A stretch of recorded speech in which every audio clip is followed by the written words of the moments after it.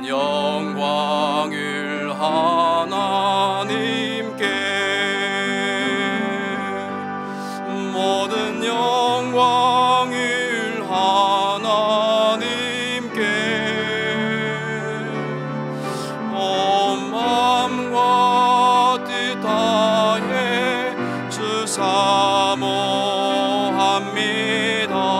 모든 영광을 하나님께.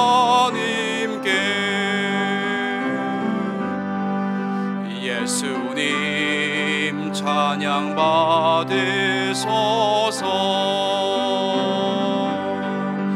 예수님 찬양 받으소서. 죄 사했네 우리 위에 성령 주셨네. 예수님 찬양 받으소서.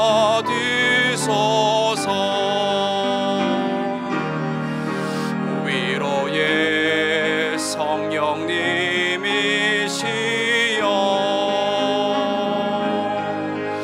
위로의 성령님이시여,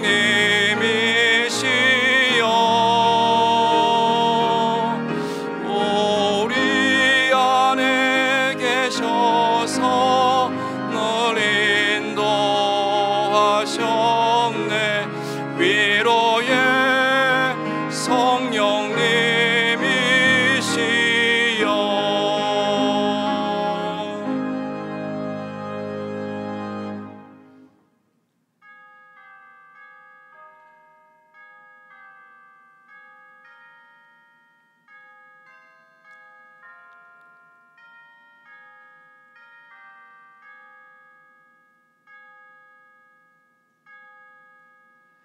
그런즉 누구든지 그리스도 안에 있으면 새로운 피조물이라. 이전 것은 지나갔으니 보라 새 것이 되었도다. 살아계시고 우리와 함께 하시는 하나님, 존귀와 영광을 성삼위 하나님께 올려드립니다. 예배의 감격과 기쁨을 사모하고 하나님의 임재를 삶의 자리마다 경험하기를 소원하오니 오직 하나님만 의지하고 하나님만 찬양하는 예배자가 되게 하옵소서. 주님의 백성들을 긍휼히 여기시고 어떤 상황 속에서도 하나님의 주권과 선한 통치를 믿으며 하늘의 소망을 품고 살아가는 하나님의 백성들 되게 하옵소서. 우리 가운데 잃어버린 한 영혼을 향한 구원의 열정과 열방을 향한 하나님의 선교의 비전이 회복되기를 소원하며 예수님의 이름으로 기원하옵나이다. 아멘.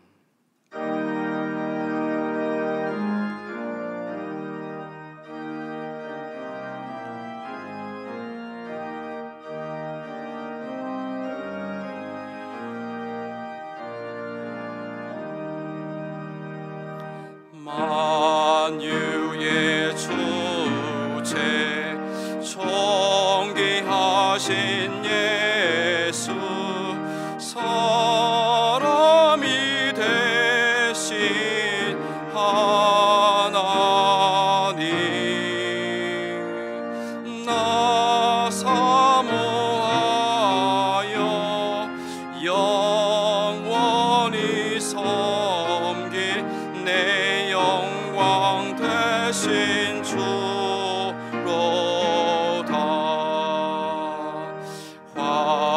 화려한 동사 무성한 저수모 더 아름답고 묘하나. 순전한 예수 더 아름다워 봄 같은 기쁨 주시네.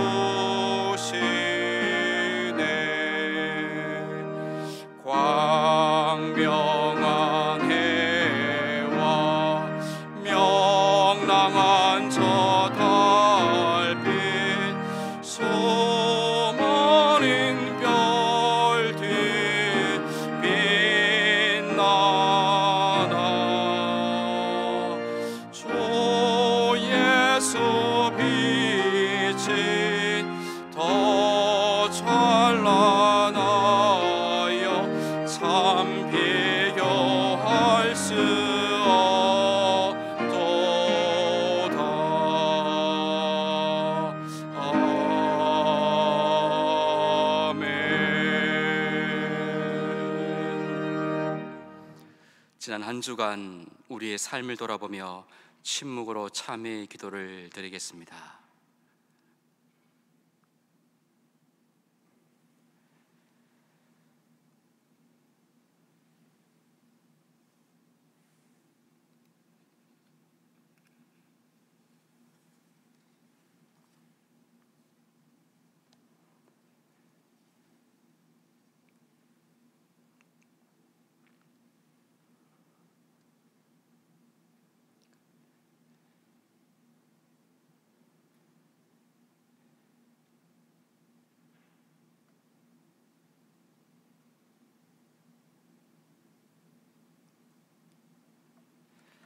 하나님께서 주시는 사제의 말씀입니다. 여호와께서 말씀하시되 오라 우리가 서로 변론하자. 너희의 죄가 주홍 같을지라도 눈과 같이 희어질 것이요 진홍같이 붉을지라도 양털같이 희게 되리라. 아멘.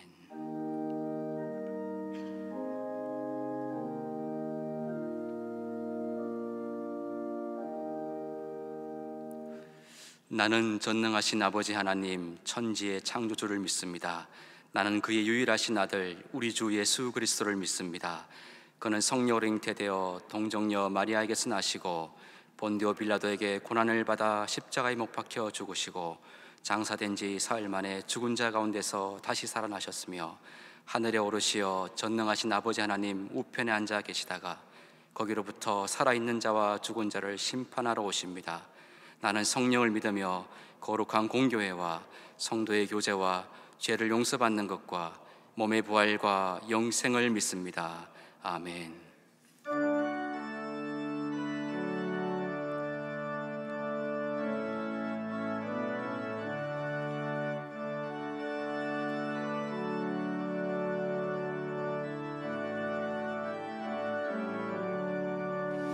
이 세상 험하고 나 비록 약하나 늘 기도 힘쓰면 긴 권능 얻겠네.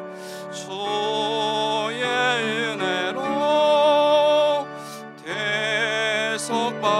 대속받아서 피와 같이 붉은 죄 농같이 희겠네.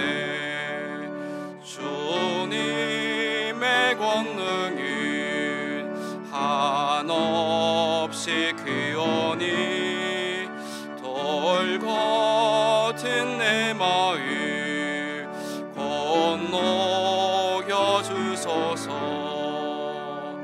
주의 은혜로 대속받아서 피와 같이 붉은 죄 농같이 희겠네.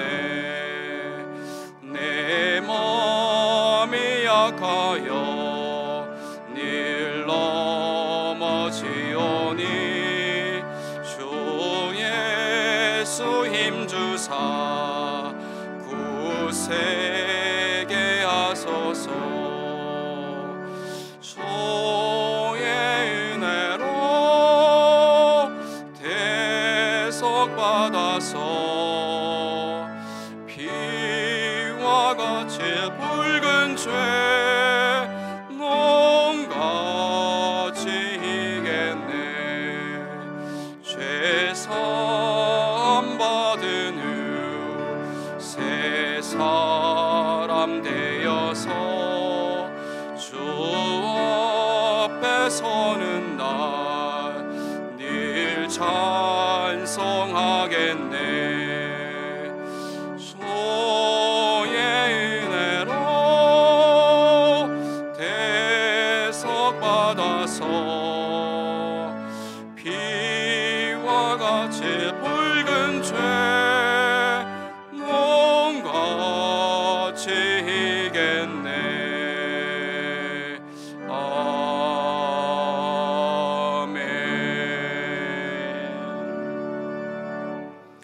이 시간 교회 공동기도 제목으로 함께 기도드리겠습니다. 첫 번째, 최신의 선교사님 H국에서 백합화 후원으로 사역하고 계십니다. 직장 선교와 현지 교회 온라인 사역을 통해서 무슬림 지역의 복음의 문이 열릴 수 있도록, 두 번째, 추수감사 주일과 추수감사 특별 새벽 기도를 통하여서 감사를 회복하고 풍성한 은혜를 경험할 수 있도록, 세 번째, 수시시 원하는 수험생들의 마음과 건강을 붙들어 주시고 어떤 상황 속에서도 감사와 평안을 누릴 수 있도록, 그리고 말씀 전하시는 담임 목사님의 영육간의 강건함과 가정과 사역을 위해서 함께 기도하시겠습니다. 하나님 참을 감사합니다. 거룩한 주일 주님 앞에 나왔습니다. 한 분 한 분마다 주님 성령의 충만함을 더하여 주시옵소서. 최신 선교사님 H국에서 귀한 선교 사명 감당하고 계십니다. 직장 선교와 현지교 온라인 사역을 통해서 무슬림 지역의 복음의 문이 열리게 하여 주시고 한 영혼들이 예수 그리스도를 구세주와 주님으로 고백하는 역사가 일어나게 하여 주시옵소서. 추수감사 주일과 추수감사 특별 새벽 기도를 통하여서 하나님 감사를 회복하며 풍성한 은혜가 가정마다 교회마다 넘칠 수 있도록 은혜를 베풀어 주시고 수시시 원하는 수험생들의 마음과 건강을 붙들어 주시며 어떤 상황 속에서 주님 감사와 평안을 누릴 수 있도록 은혜를 베풀어 주시고 말씀 전하신 담임 목사님 붙들어 주셔서 영혼의 강건함과 말씀 선포 가운데 성령의 충만한 역사가 우리 가운데 가득하게 하여 주시옵소서.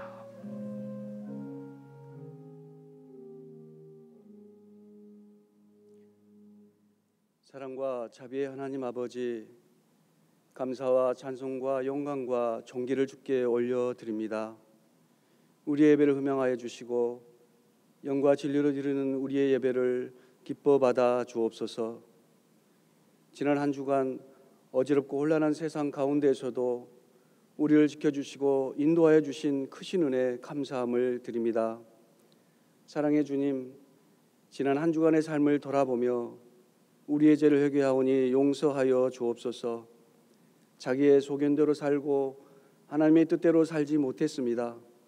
불쌍히 여겨 주시사 그리스도의 보혈의 피로 우리의 죄를 깨끗하게 도말하여 주시어 다시 한번 새 생명의 삶으로 살게 하여 주옵시기를 소망합니다. 하나님 아버지, 전염병으로 인해서 우리의 삶이 더욱 공고해졌습니다. 이 전염병이 속히 종식되기를 원합니다. 하나님께 온전히 예배드리며 성도의 교제가 넘치는 교회로 속히 회복되기를 간절히 소원합니다. 우리 각자의 초소에서 그리스도의 본분과 성도의 사명을 잃지 않게 하여 주시기를 간절히 기도합니다. 예수 그리스도로 말미암아 능력의 승리의 삶으로 살아갈 수 있도록 우리 성도들을 강한 손으로 붙잡아 주옵시기를 기도합니다. 매일 저녁마다 가정예배 정착을 위한 나눔 예배로 주께 나아갑니다. 온 성도들이 예배할 때에 주의 나라가 우리 가정에 임하게 하여 주시고 이 땅에 살지만 천국 백성으로 살아가는데 부족함 없도록 축복하여 주옵소서. 10월은 감사의 달입니다. 한 해 동안 우리 교회를 축복해 주셨습니다. 우리의 구원자가 되어 주시고 참 소망을 주신 하나님 아버지 감사합니다. 돌아보면 주님의 은혜가 아닌 것이 하나도 없었습니다. 때를 따라 돕는 주의 은혜로 여기까지 왔음을 고백합니다. 다시 감사로 나아가는 우리들 에게 인도하여 주옵소서. 멈추었던 기도 생활을 다시 시작하려 합니다. 10월 19일부터 시작하는 특별 새벽 기도회를 통하여 하나님을 만나고 하나님과의 관계가 친밀히 회복되기를 간절히 기도합니다. 주의 나라를 다시 세우고 무너졌던 성벽을 다시 수축하기를 기도합니다. 영적 소생함으로 인도하는 거룩한 특별 새벽 기도회가 될 수 있도록 인도하여 주옵소서. 담임 목사님 기도회를 인도하실 때에 능력으로 붙들어 주시사 피곤치 않도록 인도하여 주옵소서. 전염병으로 인하여 고통받는 환우들과 우리 성도들이 있습니다. 붙잡아 주옵소서. 건강을 회복하게 하여 주시고 경제적으로 어려움에 처한 성도들에게는 다시 일어설 수 있도록 용기와 능력으로 덧입혀 주옵소서. 새벽 이슬 같은 청년들에게 주님 찾아가 주옵시기를 간절히 기도합니다. 직장의 문이 열리게 하여 주시고 영적으로 성령 충만하여 잘 이겨낼 수 있도록 인도하여 주옵시기를 원합니다. 사랑의 하나님, 우리 사랑하는 담임 목사님 영권에 강건케 하옵소서. 성령 충만케 하여 주옵소서. 항상 하나님께서 동행하여 주시고 교회를 이끌어 나가시는데 부정함 없도록 축복하여 주옵시기를 기도드립니다. 같이 동역하는 부목사님들께도 영육간에 강건케 하여 주셔서 합력하여 선을 이루는 귀한 영적 사역이 될 수 있도록 인도하여 주옵시기를 기도드립니다. 오늘 목사님을 통하여 진리의 말씀 선포하실 때에 우리에게는 깨닫게 하여 주시고 그 말씀 가지고 한 주간 승리하며 기쁨으로 순종하며 살아가기를 소망합니다. 우리의 정성을 모아 올려드리는 찬양을 기뻐 받아 주시고 우리들의 마음과 뜻을 모아드리는 이 예배를 온전히 받아 주옵소서. 오늘 드린 예배로 우리들에게는 구원의 감격과 부활의 참 소망을 가지며 재림의 주를 기다리며 바라는 우리의 온전한 기쁨이 회복되는 이 예배되게 인도하여 주옵소서. 오늘 또 우리를 기뻐하시며 구원으로 인도하시는 주 예수 그리스도의 이름으로 기도합니다. 아멘.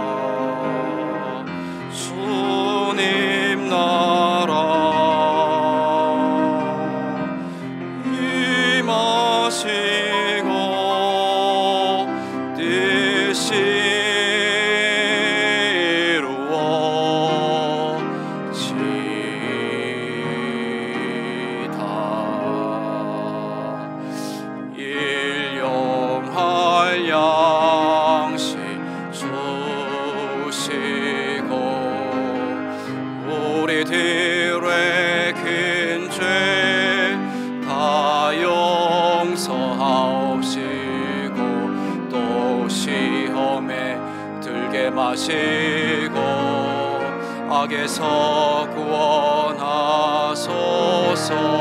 되게 주의 나라 주의 권세 주의 영광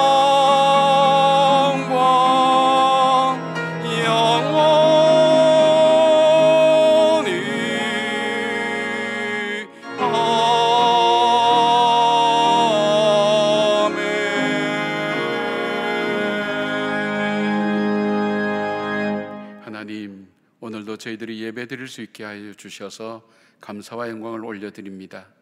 예배당에서 또 집에서 드리는 하나님의 예배를 통해서 하나님의 임재하심이 예배 드리는 그곳에 임하게 하여 주시오며 우리의 심령이 주를 향하여 다시 한번 뜨겁게 하나님 사랑과 헌신을 올려드리는 복된 예배가 되게 하시고 예배 드림을 통해서 베풀어 주시는 주의 자비와 긍휼이 우리 영혼 가운데 지치고 힘든 마음을 다시금 새롭게 하는 놀라운 주의 은혜로 나타날 수 있도록 하나님 함께하여 주시옵소서. 하나님, 가을입니다. 모든 하나님 주님께서 창조하신 식물들은 열매를 내고 하나님 또 결실을 내는데 저희들의 삶에도 다시 한번 주님 앞에서 우리의 삶을 돌아보게 됩니다. 하나님, 한 해를 돌아보며 주님 앞에 감사하게 하시고 또 새해를 준비하는 준비의 마음을 우리에게 허락하여 주셔서 힘들고 어렵고 지치고 고진 태풍도 이겨내며 열매를 맺었던 식물들처럼 힘들고 어렵지만 저희들이 주저앉지 않게 하시고 믿음으로 걸어가며 하나님 기뻐하시는 이 삶의 열매들을 맺어가는 저희들 되게 하여 주시옵소서. 우리 하나님 성도들의 가정의 건강과 생업의 현장 위에도 함께 하여 주시고 다시 소성케 되는 하나님의 은혜가 있게 하여 주시며 특별히 수능을 치르는 우리의 자녀들 위에도 함께 하여 주셔서 저들의 미래가 하나님이 전염병으로 막히지 않도록 도와주시고 주께서 열어가시는 그 참된 미래의 축복이 우리의 자녀들 위해 넘쳐나게 하시며 정말 앞으로 하나님을 믿는 아름다운 일꾼으로 자랄 수 있도록 저희들의 삶을 축복하시고 인도하여 주시옵소서. 지금도 질병으로 고통당하는 주의 자녀들 위해 이 시간 주님 찾아가 주셔서 어루만져 주시고 그 아픈 부위를 주님의 피 묻은 손으로 어루만지시사 하나님 다시 회복되는 역사가 있게 하시고 하나님의 전에서 예배드리는 그 감격과 기쁨이 있게 하시며 하나님 주께서 살게 하신 하나님 이 땅에서 하나님 주의 영광을 위하여 살아가는 저희들 될 수 있도록 주님 함께하여 주시옵소서. 귀한 예물 아버지 앞에 구별하여 올려드렸습니다. 나를 드리지 않으면 드릴 수 없는 예물, 하나님 앞에 올려드린 예물 위에 하나님 기뻐 받아주시고 드린 손길들을 축복하실 뿐 아니라 저들의 생업과 가정과 모든 하는 일들 위에도 하나님께서 평강의 평강을 주시고 주를 기억하고 주를 사랑하고 주를 의지하고 주의 이름을 부르는 그 백성을 살피시고 하나님 사랑하시고 높이신다는 주의 역사하심의 귀한 언약의 약속처럼 저들의 하나님 삶 가운데 하나님 크고 작은 문제들로 인하여 시달리지 않도록 도와주시고 하나님 담대하게 이겨내길 수 있는 믿음의 부요함을 허락하여 주시고 인도하여 주시옵소서. 아버지 하나님, 특별히 주님께 하나님 마음에 소원을 두고 기도하고 작정하는 우리 성도들의 기도 위에 주님 함께하여 주시오며 하나님 그 기도 응답을 통해서 여전히 우리 가운데 계시고 역사하시는 하나님을 알게 하여 주시옵소서. 하나님 이 땅의 교회들이 새로워질 수 있는 기회가 될 수 있도록 도와주시오며 하나님 이 백성과 이 나라가 하나님 앞에 온전히 다시 설 수 있도록 주님 함께 하셔서 이 전염병이 지나가고 난 다음에 하나님 아프고 고통스러운 결실이 아니라 정말 기쁘고 감사하며 미래를 열어가는 하나님의 귀한 열매들이 맺혀지는 저희들 되게 하여 주시옵소서. 오늘도 예배 가운데 함께 하시고 우리 예배를 받으시는 우리 주 예수 그리스도의 이름으로 기도드리옵나이다. 아멘. 성북 사목장 박경덕 집사입니다.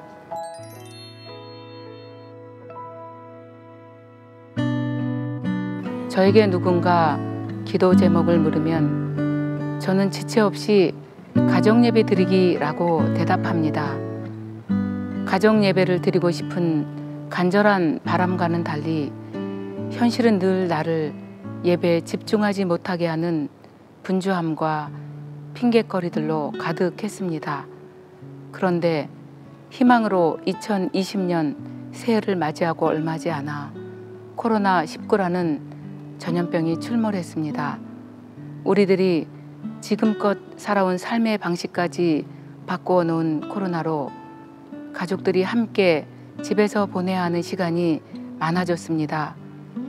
교회 예배당마저 폐쇄되는 초유의 사태와 생각보다 길어지는 코로나 사태는 단순해지고 반복되는 일상으로 인해 무기력해지기도 하고 왠지 모를 두려움으로 허공을 걷는 듯 불안해졌습니다. 그때 교회에서 매일 밤 담임 목사님께서 인도하시는 사순절 기도가 시작되었습니다. 성북 사목장의 목원들과 함께 예배하기로 약속했습니다. 매일 한 사람씩 돌아가며 기도하고 말씀에 대한 요약도 올리며 서로 은혜를 나누었습니다. 그리고 연이어 오순절 기도가 시작되었습니다. 그 과정에서 목사님의 멘트처럼 저녁 9시가 되면 매일 뉴스를 기다리는 그 시간에 저희들은 말씀을 기다리는 훈련이 되어갔습니다. 그리고 가정예배 정착을 위한 90일 작정예배가 선물처럼 또 준비되었습니다. 한치의 오차도 없이 정확하게 마을 목사님께서는 방송을 볼 수 있도록 링크 주소를 올려주십니다. 그러면 저는 받아서 목장으로 올립니다. 마치 스프링클러를 통해서 여러 가지 물줄기가 분수처럼 쏟아져 메마른 땅을 적시듯 그렇게 계속적으로 말씀이 공급되었습니다. 끝이 보일 듯 하다가 다시 시작되는 전염병의 공포와 불안으로 일상이 마비되어 버린 결과 허공에 대롱대롱 메어 달려 불안했던 삶이 말씀과 기도라는 반석 위에 놓이는 안정감으로 바뀌었습니다. 아침에 눈을 뜨면 꿈자람부 전도사님과 부장님의 성경 말씀과 큐티가 카톡으로 배달됩니다. 그리고 마을 목사님과 마을 장로님의 큐티도 연이어 배달됩니다. 권사님, 집사님들이 함께하는 오마을 식구들의 연이은 큐티가 보석처럼 주렁주렁 달립니다. 다니엘의 기도처럼 하루의 시작과 함께 말씀, 큐티, 기도가 어느덧 카톡방을 가득 채웁니다. 이렇게 시작된 하루는 보물상자에 소중한 보물을 담듯 가정예배 정착을 위한 90일 작정 예배로 하나님 주신 하루를 마무리합니다. 목장 식구들, 꿈자람부의 선생님들을 자주 만나지 못하지만 말씀으로, 기도로, 큐티로 함께하며 서로 마주하는 듯이 정겹습니다. 서로의 기도 제목을 나누고 중보하며 우리가 믿음의 한 형제요 자매임을 확인합니다. 코로나의 종식을 손모아 기다리며 그 시간을 무기력, 불안, 공포로 채우지 않고 인내, 소망, 감사로 하루하루를 희망 가운데 보낼 수 있는 건강한 교회와 중보자들이 계셔서 참 다행입니다. 피곤해서 깜빡 잠이 들었어도 주말에 하는 재미있는 TV 프로그램을 보다가도 저녁 9시가 되면 하던 일을 멈추고 자동으로 예배의 자리에 앉습니다. 물리적으로는 예배의 습관이 형성되었습니다.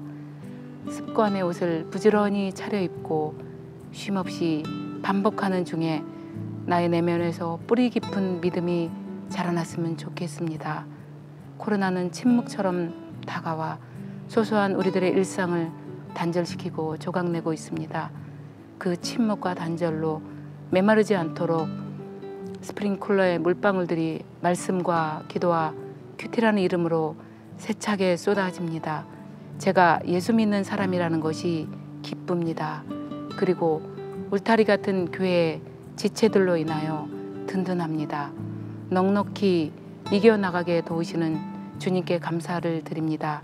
가정예배 정착을 위한 90일 작정예배라는 반석을 통해서 나와 우리 가정 그리고 오마을 식구들과 우리 꿈자람부의 선생님들이 든든한 주님의 반석 위에 서기를 기도합니다. 감사합니다. 예, 우리 박경덕 집사님과 함께 예배드리는 분들을 위해서 우리 축복의 박수 하시죠. 고맙습니다. 많이 힘드시죠? 힘들지만 그래도 우리가 믿음으로 한 걸음 한 걸음 매일매일 살아갑니다. 그 한 걸음이 우리의 어두운 터널을 지나서 밝은 또 새로운 날들로 이어질 것으로 믿습니다. 낙심하지 않고 믿음으로 잘 이겨나가는 여러분의 삶이 되기를 바랍니다. 우리 좌우 있는 우리 가족들과 또 이웃들에게 우리 인사 좀 할까요? 주님의 평강을 기원합니다. 예, 주님의 평강을 기원합니다. 예, 진정 여러분 가정에, 여러분 심령 속에 우리 주님의 평강, 여러분의 축복처럼 그렇게 함께 선포되고 나누어질 수 있기를 바랍니다. 우리 예배가 다음 주일이 우리가 추수감사 주일입니다. 우리가 1년을 돌아보면서 그렇게 꼭 말씀을 드리는데 감사하지 않는 사람은 없습니다. 그러나 그 감사를 깨닫고 감사하는 사람과 그렇지 못한 사람이 있을 뿐입니다. 우리가 믿음으로 가장 어려울 때 오히려 하나님 앞에 더 귀한 감사를 드릴 수 있는 날이 바로 다음 주일입니다. 여러분께서 한 해를 돌아보면서 우리 감사의 조각들을 다 모아서 하나의 목걸이처럼 예쁘게 끼워서 하나님께 올려드릴 수 있도록 예물도 준비하시고 또 예배도 하나님 앞에 올려드릴 수 있었으면 좋겠습니다. 그래서 다음 주일은 우리가 1부부터 5부까지 예배를 드리게 됩니다. 예배당 예배를 드리게 됩니다. 나머지 구체적이고 자세한 것은 여러분께 문자로 아마 보내드릴 것 같습니다. 우리가 꼭 함께 이 예배가 정상적으로 이루어질 수 있도록 여러분께서도 기도해 주시고 함께 해 주시길 부탁드립니다. 자세한 것은 우리 문자로 여러분에게 또 게시판을 통해서 또 홈페이지를 통해서 연락을 드리도록 그렇게 하겠습니다. 우리 박경덕 집사님 하신 것처럼 이제 가정 예배가 잘 정착되고 있습니다. 우리 가정이 한 500여 가정이 지금 열심히 예배를 드리고 있는데 바로 이 좋은 보석 같은 이 시간들의 여러분의 만남들이 가정을 정말 살리고 어려울 때 회복시키는 하나님의 놀라운 축복의 통로가 되기를 함께 기도하고 있습니다. 여러분께서도 가정예배 아직 참여하지 못한 분들은 저녁 9시에 여러분 함께 참여하실 수가 있습니다. 꼭 함께 하셔서 금년이 다할 때까지 하게 되면 거의 1년을 저희들이 저녁마다 예배를 드리게 됩니다. 그래서 집사님 표현처럼 매일매일 우리를 공허하게 만드는 그 일들 앞에 우리에게 의미 있는 시간, 하나님께 예배드리는 그 시간을 갖는다는 것이 얼만큼 복된 것인지, 우리 자녀들과 함께 이 자녀들이 이 시간이 신앙의 공백 시간 되지 않고 우리 부모님과 더 가까이 지내면서 함께 말씀으로 나누는 시간 될 수 있도록 여러분께서 그렇게 함께 해주시면 고맙겠습니다. 또 중보기도 훈련을 받은 분들은 119 기도라 그래서 하루에 한 번 우리 9시, 오전 9시에 예배를 기도를 드릴 수 있도록 기도 제목을 주일날 이렇게 발송해 드립니다. 함께 기도를 드리면서 우리가 중보기도하면서 이 시대와 이 땅을 위해서 함께 기도하는 여러분 되실 수 있기를 바랍니다. 그리고 우리가 추수감사절에 부흥회를 하기로 그렇게 했는데, 이동호 목사님 그 둘째 아드님이 미국에서 세상을 떠나게 되었습니다. 그래서 목사님이 미국으로 가시게 되면서 금년에 부흥회를 못하게 될 것 같습니다. 그래서 우리가 더 열심히 기도해주고 그 가정이 또 하나님 위로가 함께 할 수 있도록 그렇게 해주시면 고맙겠습니다. 이제 추수감사 주일과 더불어서 다음 주 월요일부터 특별 새벽기도가 이루어집니다. 우리 기도의 집을 세우자는 말씀을 가지고 함께 나누게 됩니다. 매일 새벽 여러분과 함께 이 나라와 민족을 위해서, 교회를 위해서 기도하고 또 여러분과 여러분의 자녀들을 위해서 정말 기도로 모으는, 기도로 한 해를 마감하고 새해를 열어가는 여러분의 준비 기간이 될 수 있도록 마음의 결심을 잘 하시고 하나님께서 인도해 주시기로 여러분께서 기도해 주시기 바랍니다. 우리 영상으로 계속 교회 소식 나누겠습니다. 고맙습니다. 건강하십시오. 가장 높은 곳에서 가장 낮은 곳으로 찾아오셨네. 날 살리려고 영원한 죽음에서 영원한 생명으로 구원하셨네. 그 신은혜로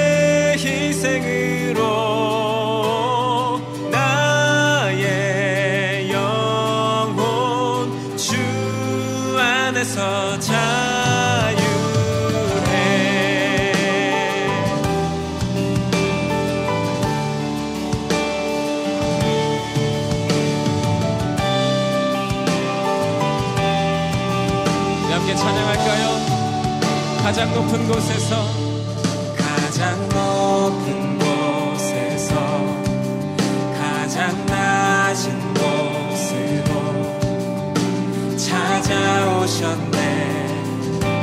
날 살리려고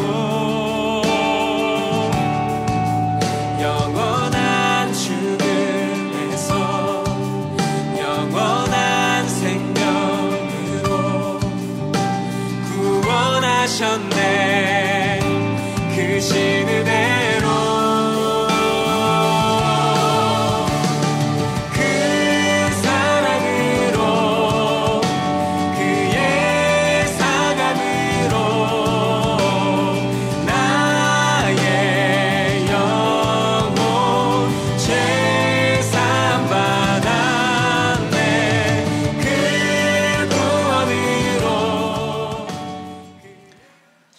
말씀은 열왕기상 19장 1절에서 8절까지 말씀입니다. 다 함께 일어나셔서 하나님 말씀 경청하시겠습니다. 아합이 엘리야가 행한 모든 일과 그가 어떻게 모든 선지자를 칼로 죽였는지를 이세벨에게 말하니 이세벨이 사신을 엘리야에게 보내어 이르되 내가 내일 이맘때에는 반드시 내 생명을 저 사람들 중 한 사람의 생명과 같게 하리라. 그렇게 하지 아니하면 신들이 내게 벌 위에 벌을 내림이 마땅하니라 한지라. 그가 이 형편을 보고 일어나 자기의 생명을 위해 도망하여 유다에 속한 브엘세바에 이르러 자기의 사안을 그곳에 머물게 하고 자기 자신은 광야로 들어가 하룻길쯤 가서 한 로뎀 나무 아래에 앉아서 자기가 죽기를 원하여 이르되 여호와여 넉넉하오니 지금 내 생명을 거두시옵소서. 나는 내 조상들보다 낫지 못하니이다 하고 로뎀 나무 아래에 누워 자더니 천사가 그를 어루만지며 그에게 이르되 일어나서 먹으라 하는지라. 본즉 머리맡에 숯불에 구운 떡과 한 병 물이 있더라. 이에 먹고 마시고 다시 누웠더니 여호와의 천사가 또 다시 와서 어루만지며 이르되 일어나 먹으라. 내가 갈 길을 다 가지 못할까 하노라 하는지라. 이에 일어나 먹고 마시고 그 음식물의 힘을 의지하여 40주 40야를 가서 하나님의 산 호렙에 이르니라. 이 말씀은 하나님의 말씀입니다. 아멘.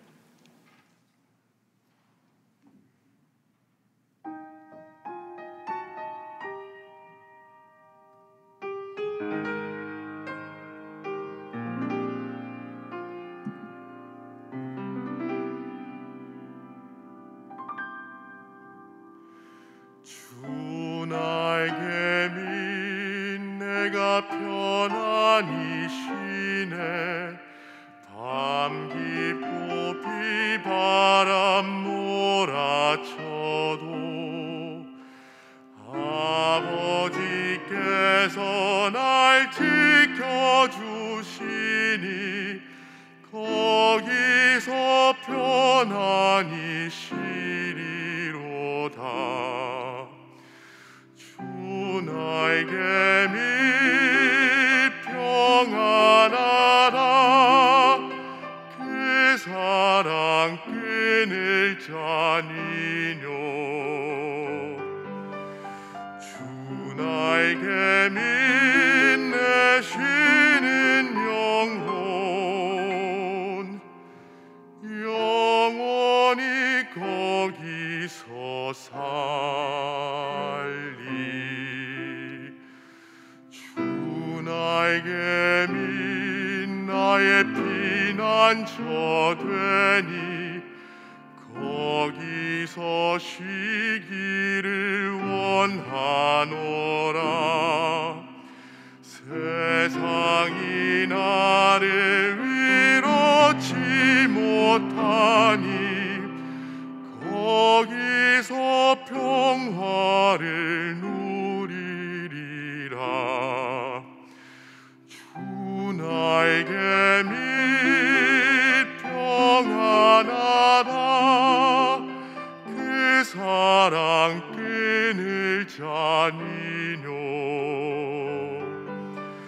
주 나에게 및 내쉬는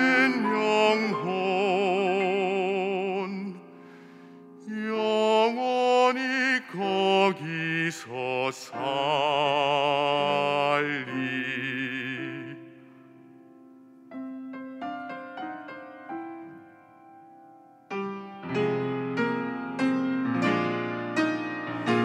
주 나에게 및 참된 기쁨이 있네. 고달픈 세상 길 가는 동안 나 거기 숨어 덜 보심을 받고 영원한 안식을 얻으리라. 주 나에게 및 평안하다. 그 사랑 끊을 자니뇨. 주 나에게 및 내쉬는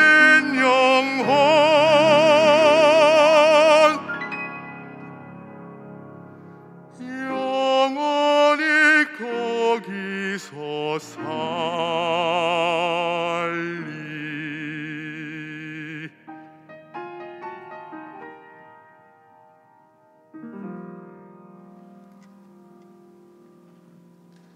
아멘.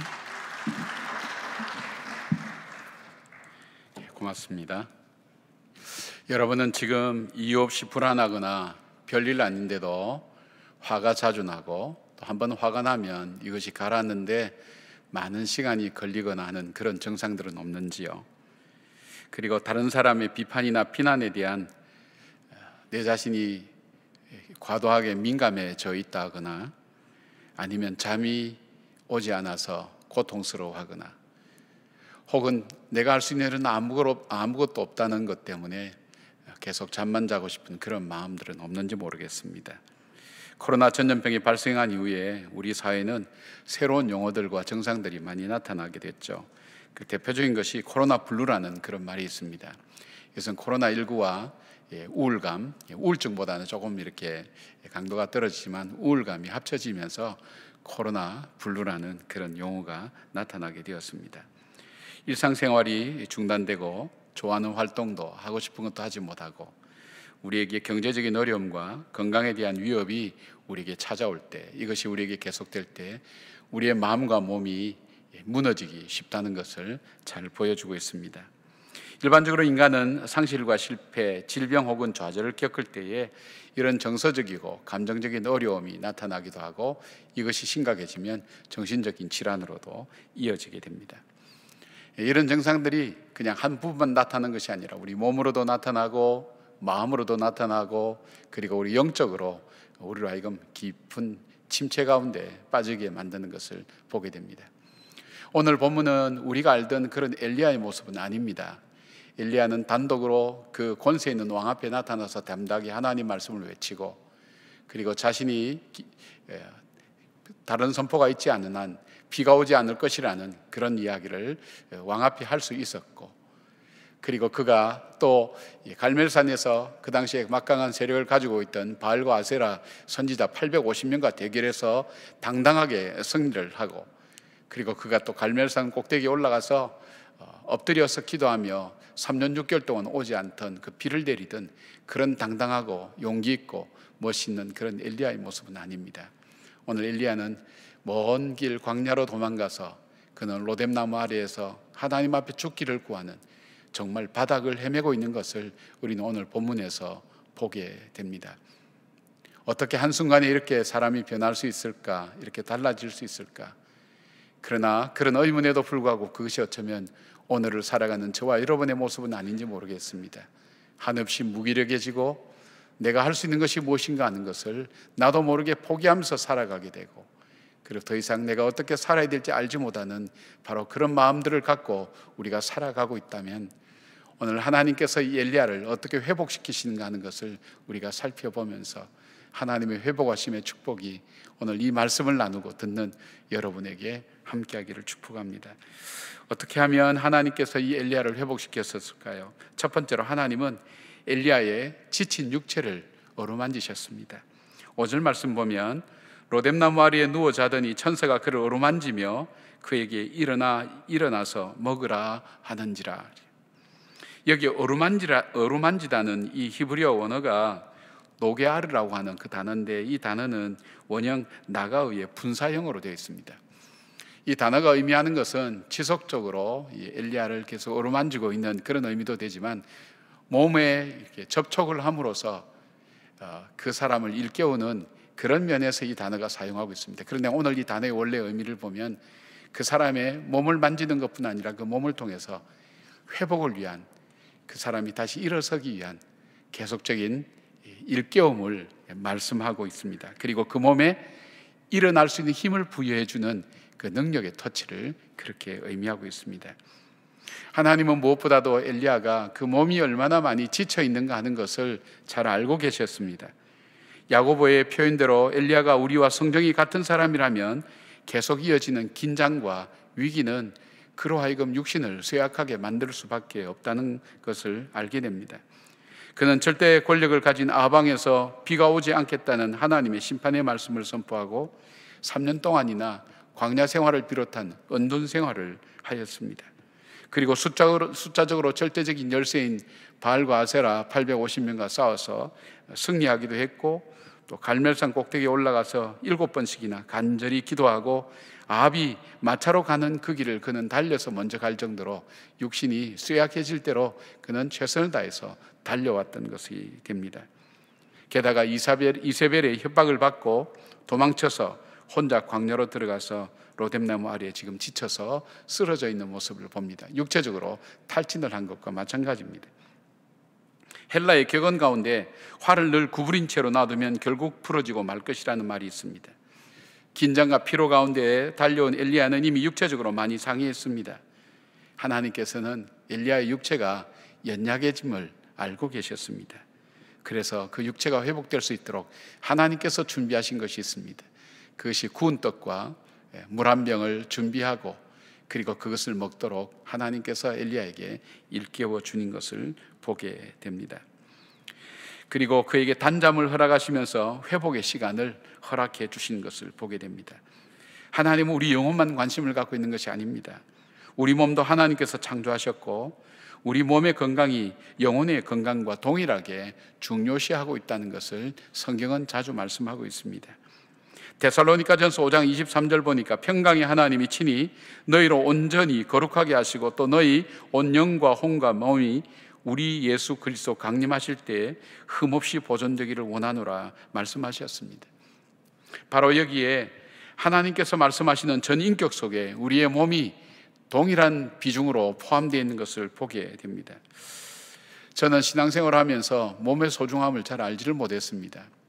그리고 별로 의식도 없었습니다. 그런데 제가 건강을 많이 잃어버리고 난 다음에 성경과 여러 책을 찾아볼 때에 우리가 영적 생활에 있어서 이 육체의 중요함이라는 것, 이 건강의 중요함이라는 것이 얼만큼 성경에서 강조하고 있는가 하는 것을 많이 보게 되었습니다. 성경이나 책을 읽을 때 동일하게 눈에 들어오는 것이 하나님은 우리의 영혼과 더불어서 우리 육체의 소중함도 동일하게 비중을 두고 말씀하고 있다는 사실입니다. 영성학자인 게리 토마스 목사는 내 몸 사용 설명서라는 책에서 에드영 박사의 이 내용을 인용해서 이렇게 얘기합니다. 사단은 어떻게 당신을 제거할 수 있을까? 물론 다리에서 뛰어내리라고 하든지 달리는 열차로 뛰어들라든지 청산칼리를 병째 마시라고 유혹할 수 있다. 하지만 사단은 당신이 똑똑해서 그런 유혹에는 잘 넘어가지 않음을 잘 알고 있다. 사단이 교활한 존재임을 기억하라. 사단은 당신을 속여 자기가 시킨 대로 하게 만들고 그게 썩 나쁜 일이 아니라고 믿게 만든다. 그래서 좀 더 무난한 행동을 제시하게 된다. 그것은 바로 당신의 건강에 악영향을 미치는 행동인데 결국 사단이 얻는 결과는 똑같다. 그렇게 인용했습니다. 무슨 말입니까? 우리의 건강을 해치면 주님의 일에 쓰임을 받지 못한다는 것입니다. 오늘 엘리야에게 잠을 주시고 먹을 것을 주시는 하나님은 엘리야의 몸이 지쳐있는 것도 아셨고 이 몸이 회복되어야 사명을 감당할 수 있다는 것도 알기에 그 육체를 어루만지고 그에게 새 힘을 주고 계신 것입니다.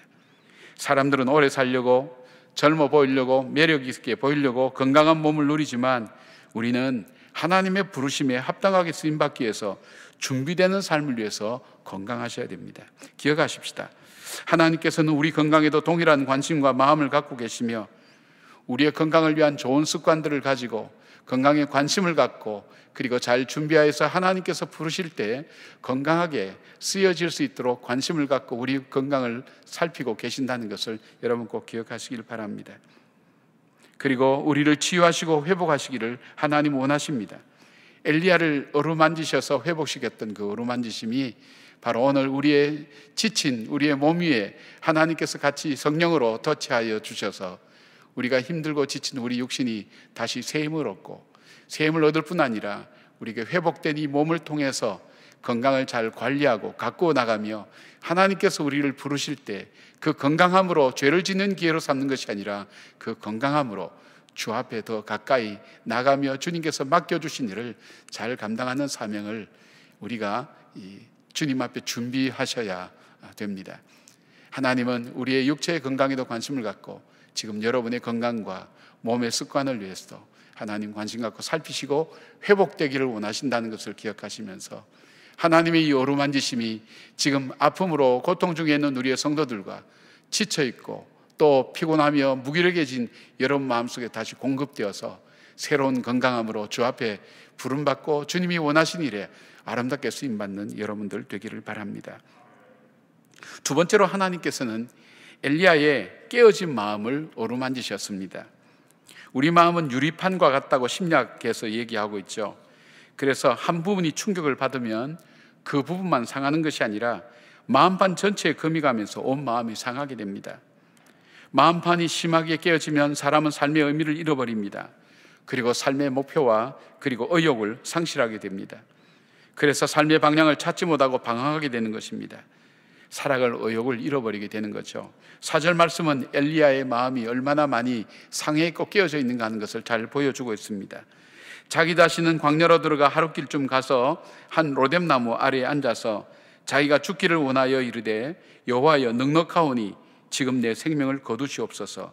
나는 내 조상들보다 낫지 못하나이다 하고, 마음이 깨어지면 자기가 그토록 중요하게 생각했던 것도 의미를 느끼지 못합니다. 자기가 이루어놓은 놀라운 일들도 그렇게 중요한 일이라고 생각하지 않습니다. 하나님 앞에서 섬겼던 봉사와 그리고 섬김도 더 이상 자기와는 상관이 없다고 생각이 되어집니다. 그리고 스스로 자신이 못나 보이면서 자신이 할 수 있는 것은 아무것도 없다는 마음이 찾아오면서 무기력하게 주저앉게 됩니다. 엘리야의 마음판은 어떻게 해서 깨어지게 되었습니까? 크게 한 3가지로 볼 수 있습니다. 제일 먼저 볼 수 있는 것은, 하나는 대단한 일을 하고 난 다음에 찾아오는 공허감이 우리 마음의 균형을 깨트릴 때가 참 많습니다.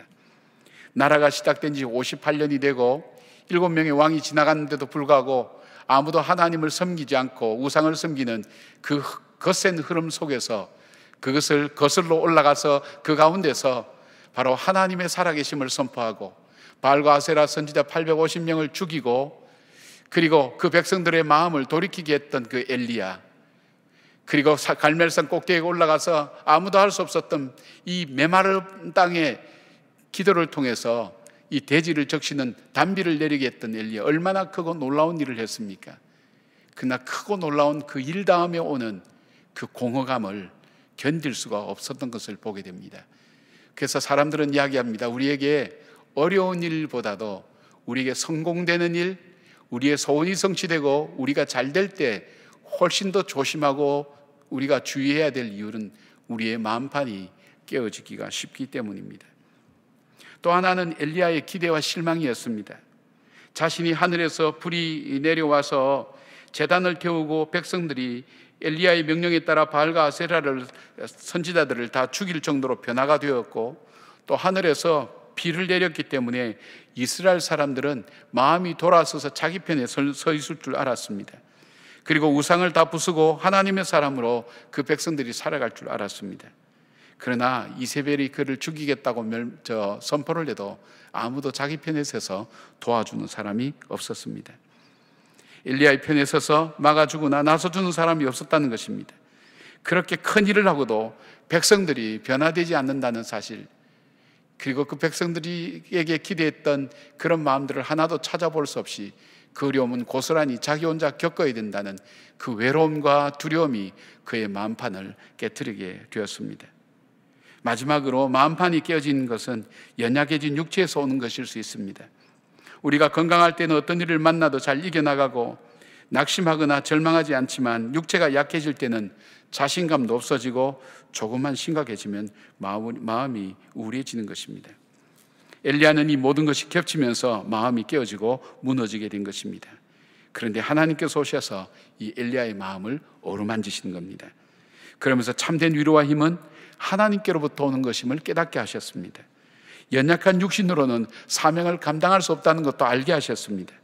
나가서 세상에서 아무리 크고 놀라운 일을 했다 할지라도 하나님과의 관계가 무너지면 그것은 우리에게 아무런 의미가 없고 우리를 더 고통스럽고 아픔으로 몰고 간다는 것을 엘리야에게 하나님은 회복의 교훈으로 그에게 주신 것을 보게 됩니다. 하나님의 위로는 다시 시작하는 용기를 줍니다. 하나님의 위로는 눈앞의 문제에 머물러 있던 시선을 멀리 보게 만듭니다.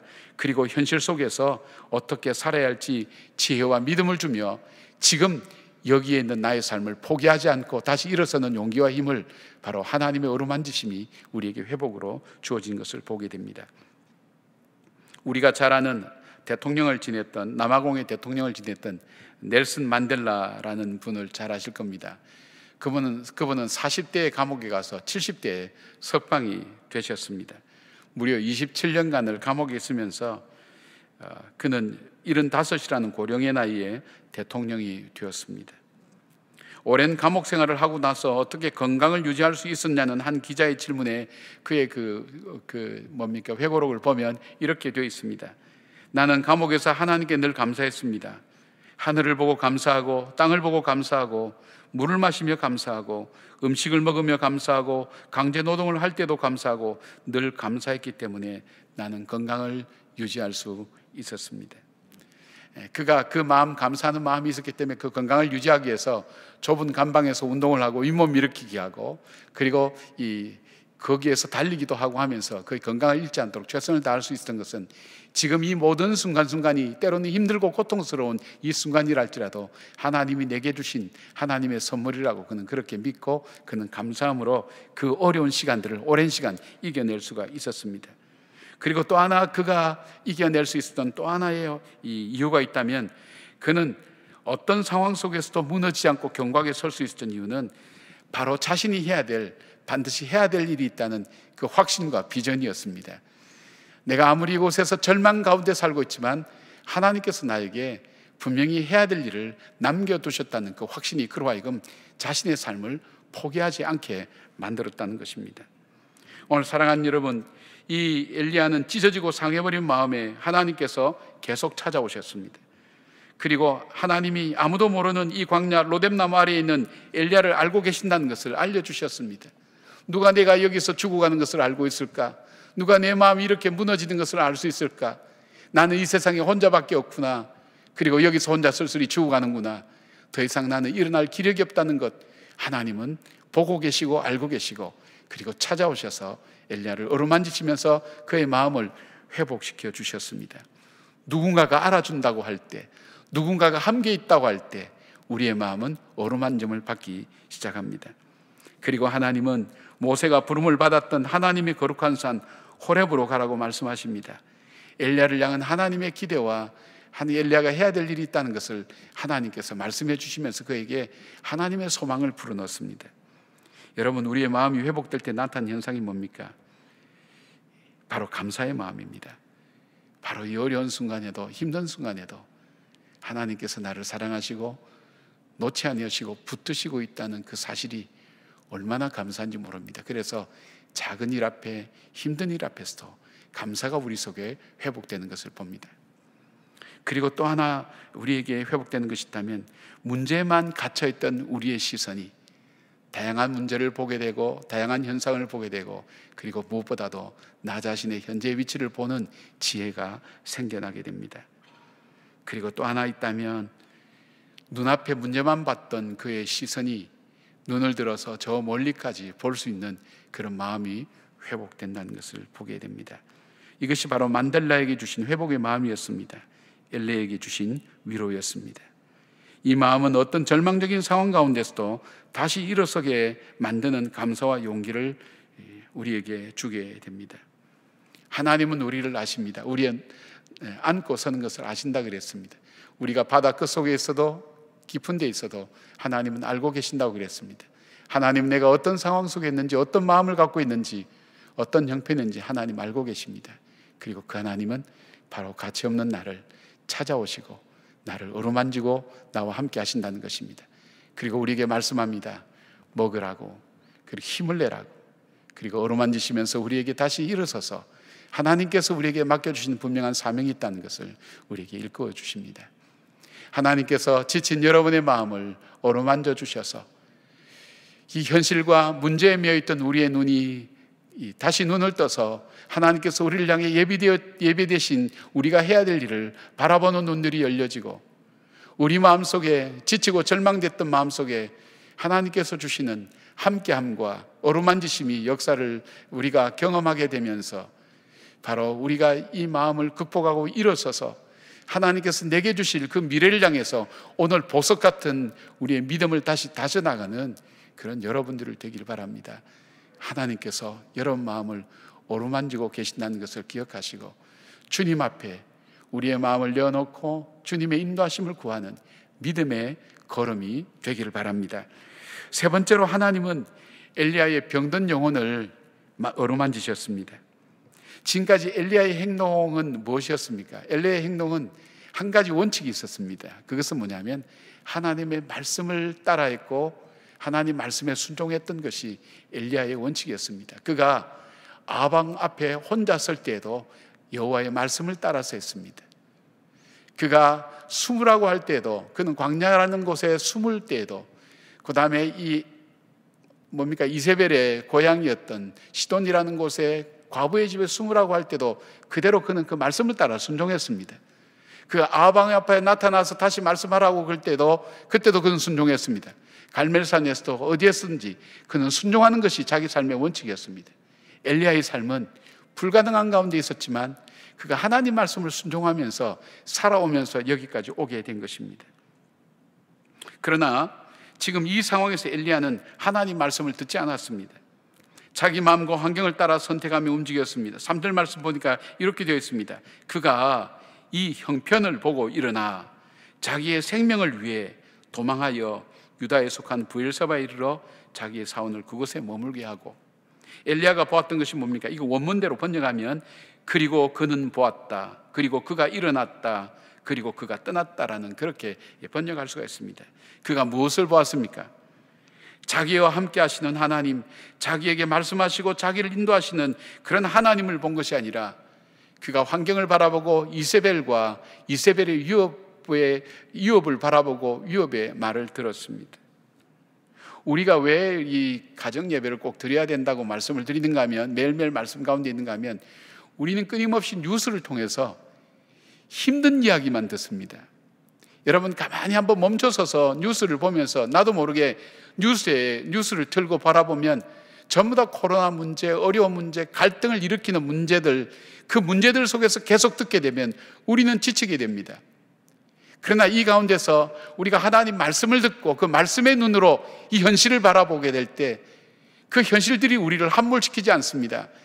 그 현실 가운데서 하나님의 언약을 바라보고 그 어려운 현실을 딛고 일어서서 걸어갈 수 있는 그 힘이 바로 하나님 말씀 속에 있다는 것을 우리가 잊어버리기 때문입니다.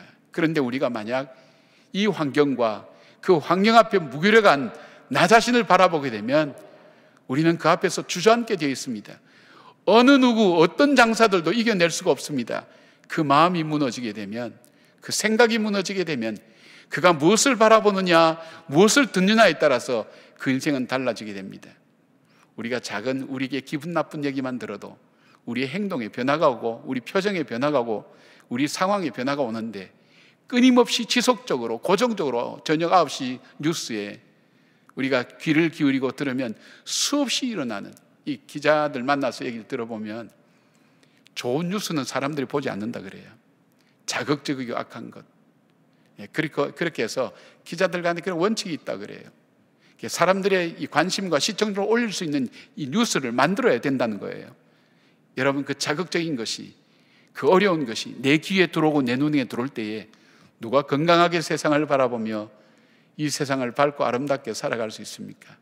가끔 아름다운 이야기가 우리 마음속을 적실 때에 우리 마음의 평안함을 누립니다. 그 평안함이 어디서부터 옵니까?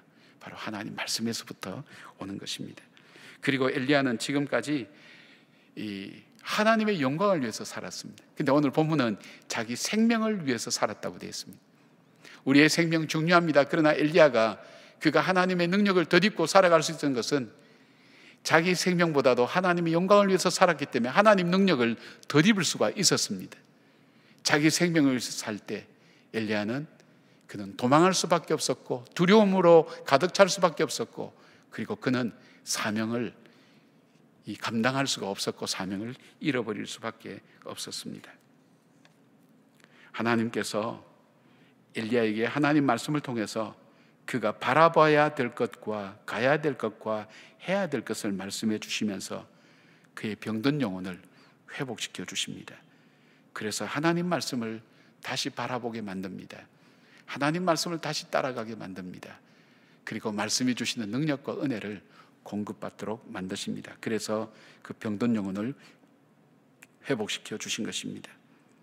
우리가 자주 인용합니다마는 무리를 걷던 베드로가 주님에게서 눈을 떼고 주변의 파도와 풍랑을 볼 때에 물에 빠졌습니다. 여러분, 저는 신앙생활이라는 것이 무리를 걷는 것처럼 아슬아슬하다고 생각합니다. 여러분, 보이지 않는 하나님을 어떻게 믿어요? 하나님의 약속이 내 눈에 보여지거나 지켜지거나 그리고 내 눈에 보이지 않는데 하나님을 어떻게 믿어요? 아니, 이것보다 더 중요한 것이 있다면 어떻게 죄인인 우리가 하나님의 보좌 앞에 나갈 수가 있습니까? 내가 봐도 포기할 수밖에 없는 내 자신이 어떻게 하나님의 자녀가 되고 하나님의 구원을 받을 수 있습니까? 이것은 무리를 걷는 것보다 훨씬 더 놀라운 기적의 역사입니다. 그 일이 가능할 수 있었던 이유가 뭘까요? 그것은 우리가 하나님의 약속을 바라볼 때, 하나님의 언약을 바라볼 때, 오늘 내가 비록 죄인이지만 죄인된 나를 그냥 두지 아니하시고 보혈의 피로 우리를 적시시고 깨끗하게 하셔서 하나님 보좌 앞에 담대히 나가게 하시고 하나님의 자녀가 되게 만드시고 하나님의 언약의 백성이 되게 만드셨다는 이 놀라운 이 약속을 붙들 때에 우리는 이 땅 가운데서 희망이 없고 소망이 없는 이 땅 가운데서 희망을 가지고 소망을 가지고 살아갈 수 있는 힘이 바로 이 하나님의 언약의 말씀 속에서 하나님 약속을 바라볼 때 있는데, 그것 자체가 기적 아닙니까?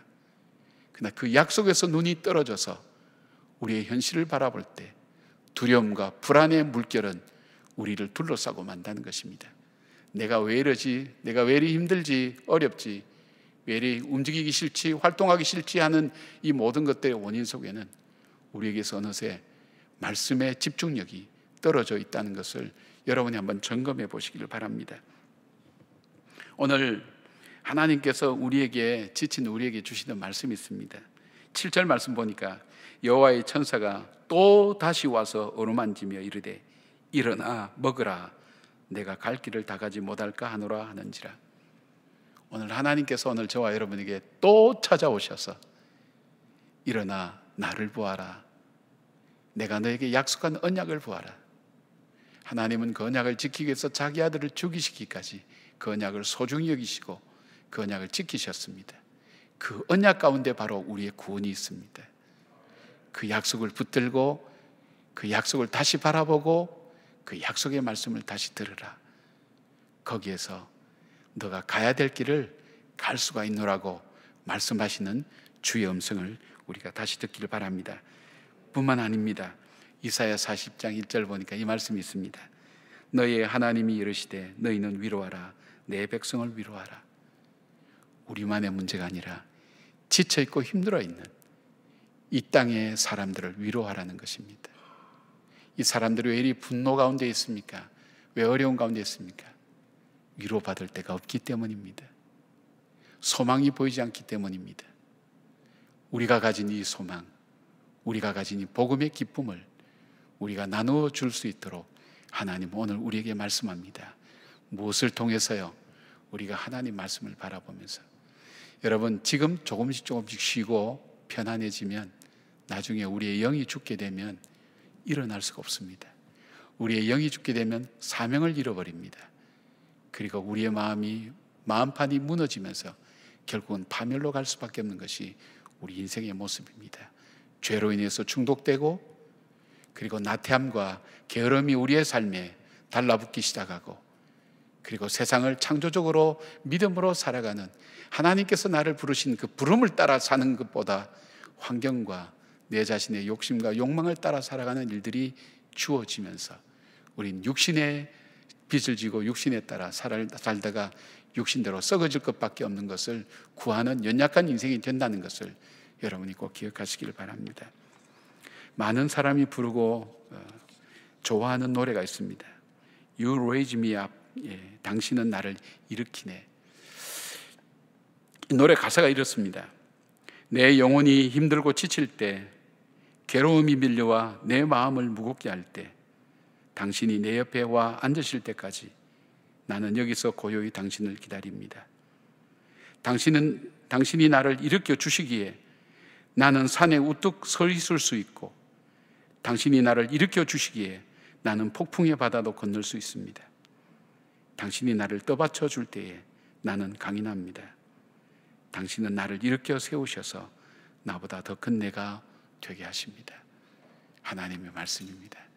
하나님의 말씀을 통해 오늘도 우리를 어루만지시는 하나님의 은혜가 여러분 가정과 여러분 마음과 여러분 육체와 여러분 영혼을 다시 소성케 하는 주의 역사로 나타나며 여러분 삶 속에 새로운 용기와 힘을 가지고 먼 미래를 바라보며 우리에게 남겨주신 주님의 일들을 위하여 오늘을 잘 준비하는 이 역경과 고난과 시련을 통해 아름다운 연단을 통해서 금처럼 정금처럼 나오는 하나님의 사람이 되어서 하나님 부르실 때 마음껏 쓰임받는 영적으로 단련되는 귀한 주님의 백성 되기를 진심으로 축복합니다.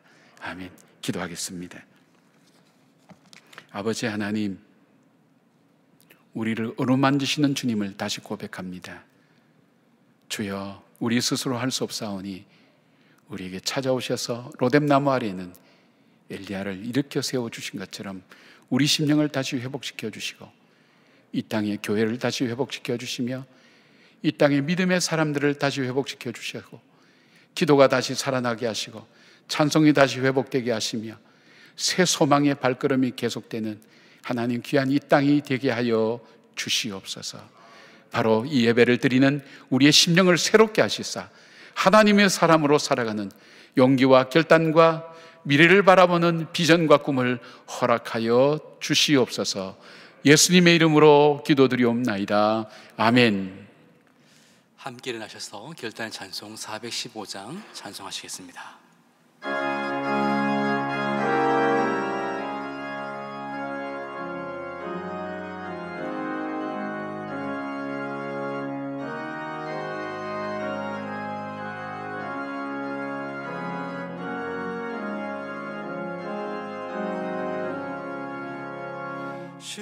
십자가 그늘 아래 나시기 원하네. 저의 뼈심이 뜨겁고 또 짐이 무거워. 이 광야 같은 세상에 늘 방황할 때에 주 십자가의 그늘에 내 싣고 찾았네. 내 눈을 밝게 떠서 저 십자가 볼 때 날 위해 고난 당하신 주 예수 보인다. 이 형상 볼 때 내 맘에 큰 찔림 받아서 그 사랑 감당 못하여 눈물만 흘리네.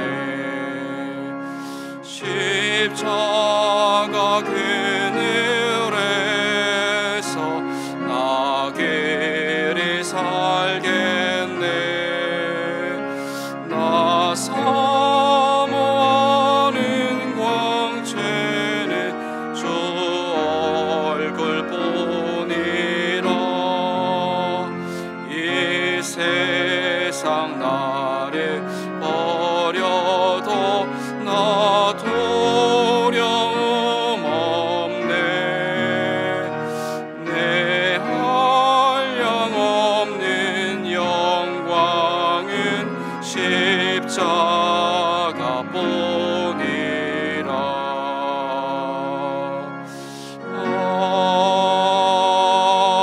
아멘. 시편 91편을 믿음으로 선포하시겠습니다. 지존자의 은밀한 곳에 거주하며 전능자의 그늘 아래에 사는 자여, 나는 여호와를 향하여 말하기를 그는 나의 피난처요 나의 요새요 내가 의뢰하는 하나님이라 하리니, 이는 그가 너를 새 사냥꾼의 올무에서와 심한 전염병에서 건지실 것이미로다. 그가 너를 그의 깃으로 덮으시리니 내가 그의 날개 아래에 피하리로다. 그의 진실함은 방패와 손방패가 되시나니, 너는 밤에 찾아오는 공포와 낮에 날아드는 화살과 어두울 때 퍼지는 전염병과 밝을 때 닥쳐오는 재앙을 두려워하지 아니하리로다. 1000명이 내 왼쪽에서 10,000명이 내 오른쪽에서 엎드러지나 이 재앙이 내게 가까이 하지 못하리로다. 오직는 똑똑히 보리니 악인들의 보응을 내가 보리로다. 내가 말하기를 여호와는 나의 피난처시라 하고 지존자를 너의 거처로 삼았으므로 화가 내게 미치지 못하며 재앙이 내 장막에 가까이 오지 못하리니 그가 너를 위하여 그의 천사들을 명령하사 내 모든 길에서 너를 지키게 하심이라. 그들이 그들의 손으로 너를 붙들어 발이 돌에 부딪히지 아니하게 하리로다.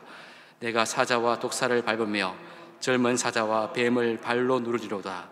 하나님이 이르시되 그가 나를 사랑한즉 내가 그를 건지리라. 그가 내 이름을 안즉 내가 그를 높이리라.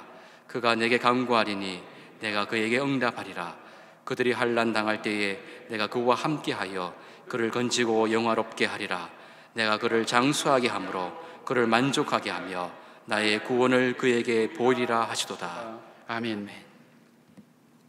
주님이 그대 앞에 계셔서 그대에게 바른 길 보이시기 바랍니다. 주님이 그대 곁에 계셔서 그대를 팔로 껴안아 지키시기를 바랍니다. 주님이 그대 뒤에 계셔서 못된 사람들의 나쁜 계획에서 그대를 보존하시기 바랍니다. 주님이 그대 아래에 계셔서 그대가 떨어지면 받아주시고 그대를 덫에서 끄집어내시기 바랍니다. 주님이 그대 안에 계셔서 그대가 슬퍼할 때에 그대를 위로하시기 바랍니다. 주님이 그대 둘레에 계셔서 원수들이 그대를 덮칠 때 막아주시기를 바랍니다.